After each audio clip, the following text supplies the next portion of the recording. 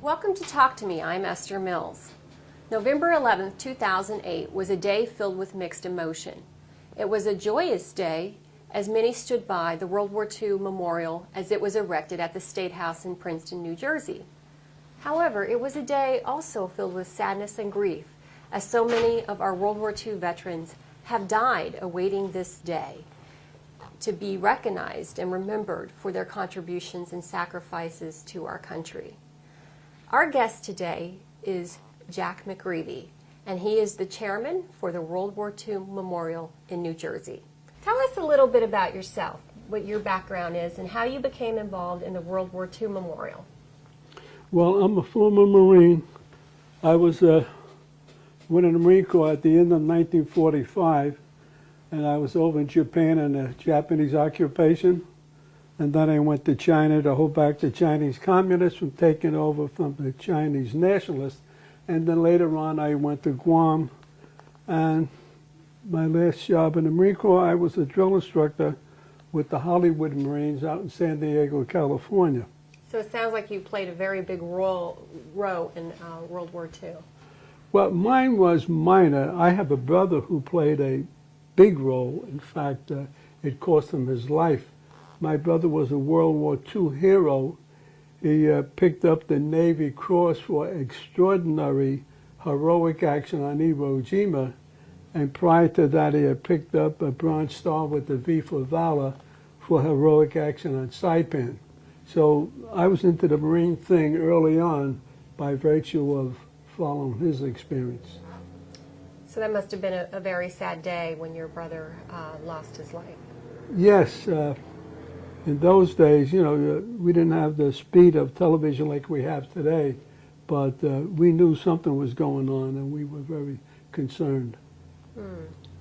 So how did you become involved with the World War II Memorial? That's a very good question.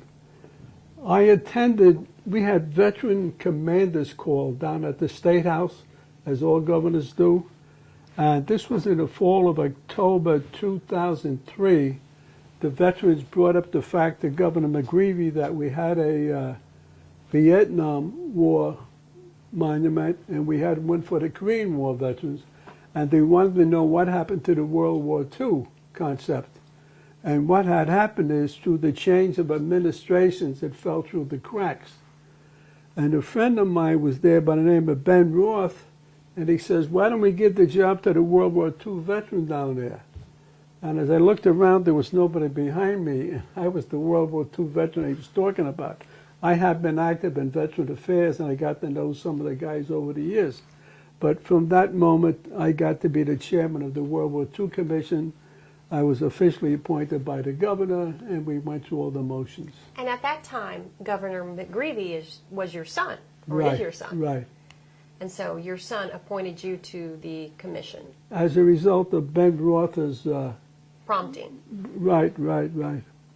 So what was the biggest obstacle in being able to erect this monument that you had to overcome?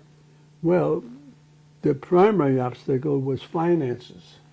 And we started to meet at November 2003, and we normally had meetings every other month for the next 5 years, putting this package together. And we had guys from the Army, Navy, and the Marine Corps on our World War II Commission. And so they went over everything with a fine-tooth comb to make sure we had something that was worthy of the effort these guys made in World War II. And but like I say, the big thing was money. And if it wasn't for Governor Corzine coming up with a few shekels and arranging a loan for us, it still would be on the drawing board. He came through in the last minute.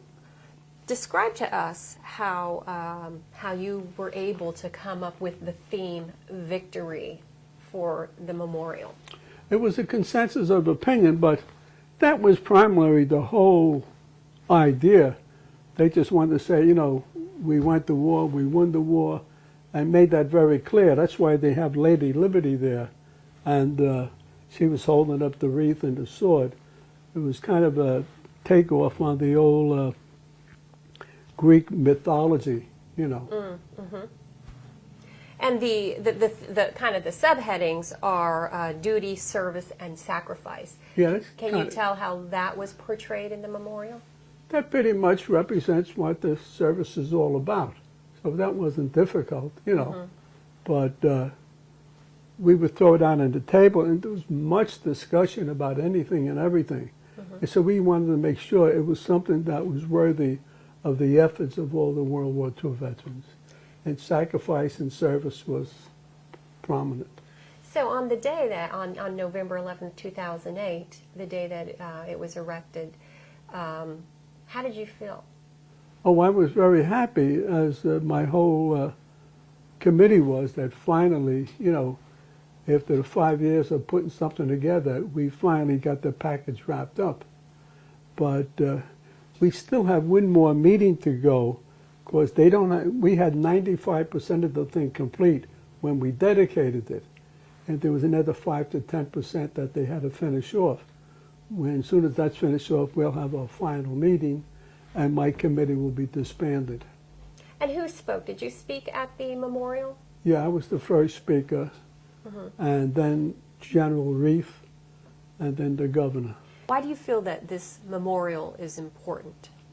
Well, we're putting these key socks up. This is the part they didn't have finished.